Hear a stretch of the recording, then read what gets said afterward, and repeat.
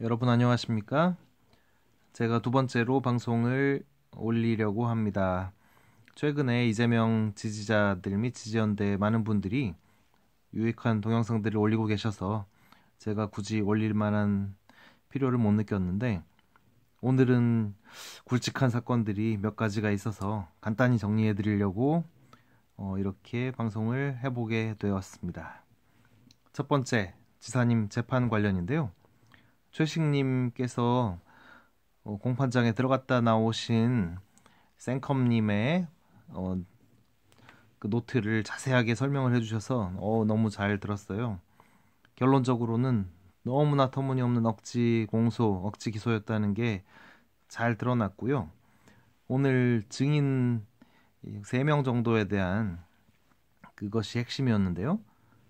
첫 번째, 이재명 지사님 측 유리한 증인으로는 경인방송 기자님이 나오셨는데, 그분이 2002년, 그러니까 그 강제 진단, 강제 입원과 아무 상관없는 한참 전에 이재선 씨의 정신병적 행동과 그런 언행들을 알게 되었고, 그것을 녹취까지 했던 100여 건의 기록을 제출하면서 어, 이재선 씨의 정신병력이 명백하게 드러난 거죠.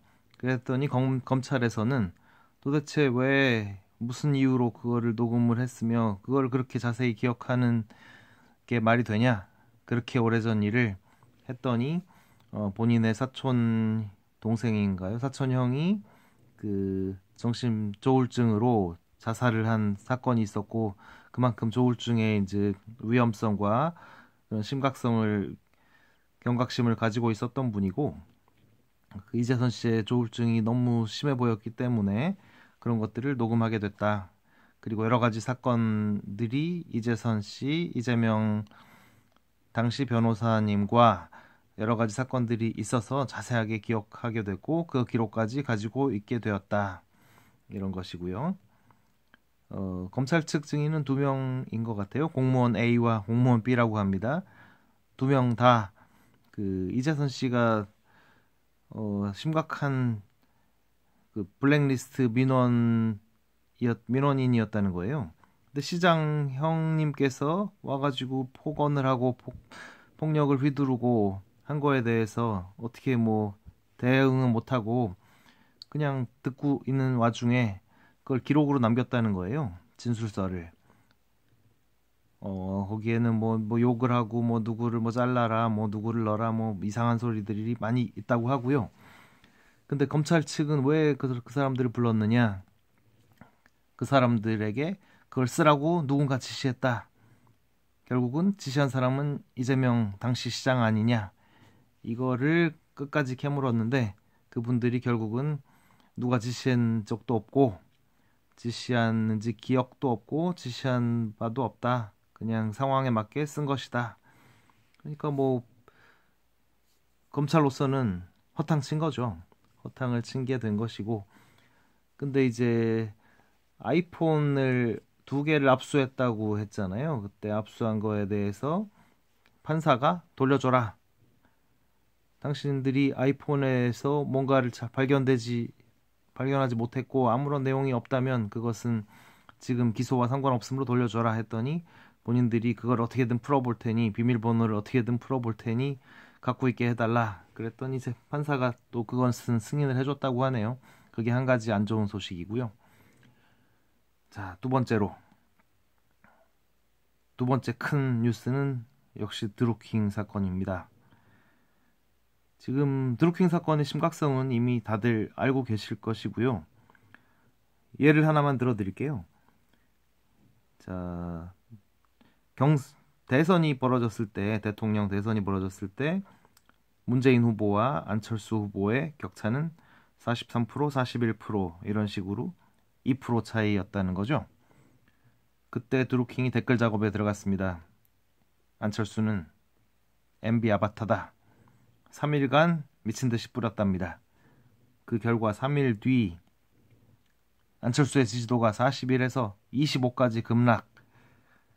그 정도로 드루킹의 여론 조작은 엄청난 효과가 있었고, 그것은 선거 조작이라고 해도 될 정도의 엄청난 사건이었다는 거죠.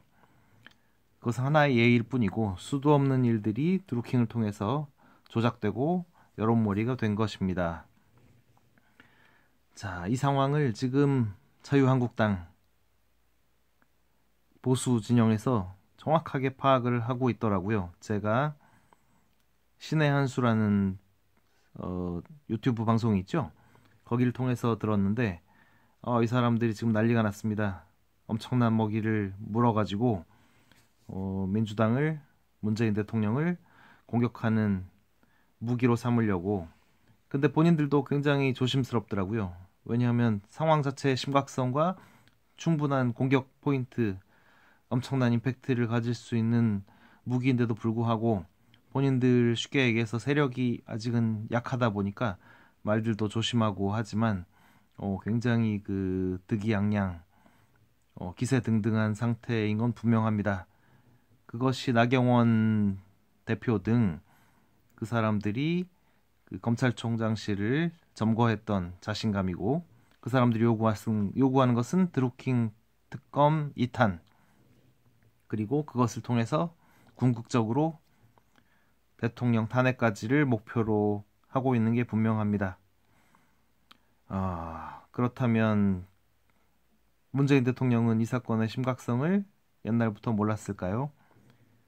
자, 이것으로 한번 설명을 해보겠습니다. 드루킹이 터지자마자 바로 벌어졌던 일이 안희정 사건이 있었고요. 연달아서 노회찬 대표 사망 사건이 벌어졌습니다. 그 이후에 뉴스만 틀면 이재명 지사 계속된 그 공격이 있었죠. 그거에 바로 이어서 유시민의 알릴레오가 터졌죠. 그 뒤에 버닝썬이 터지고요. 손혜원이 터지고요. 대북이 터지고, 끊임없이 드루킹이 어떻게든 튀어나오지 않게 하는 작업들이 이어지고 있습니다. 최근에 뭐 가수 유엔 건도 터지고 있다는 얘기가 있고요. 그 정도로 심각합니다. 제가 봤을 때 민주당, 문재인 정권이 이 사태를 막을 수 있는 방법은 대북, 북미, 정치쇼 그쪽으로 몰아가는 방법밖에는 없다. 그런데 제가 두 번째 중요한 사건이라고 한 이유는 그겁니다. 오늘 협상이 결렬됐습니다. 대북 정치쇼가 용두사미처럼 되어가고 있는 상황. 과연 문재인 정권 민주당에서 드루킹 제2탄을 막을 수 있을 것인가?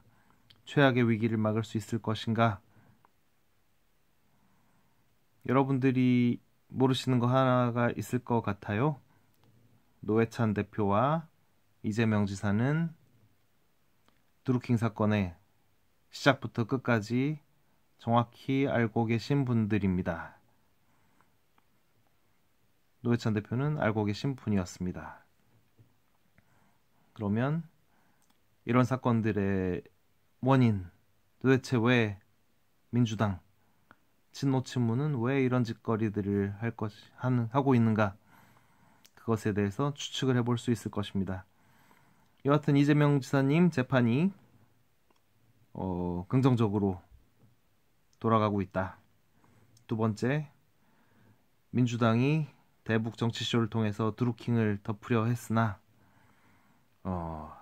말하자면 잘 되지 않고 있고, 자한당 및 그 보수 세력들은 그것을 확실하게 인지하고 득이양양 기세등등 엄청난 공세를 예고하고 있다. 여기까지 말씀드리도록 하겠습니다. 감사합니다.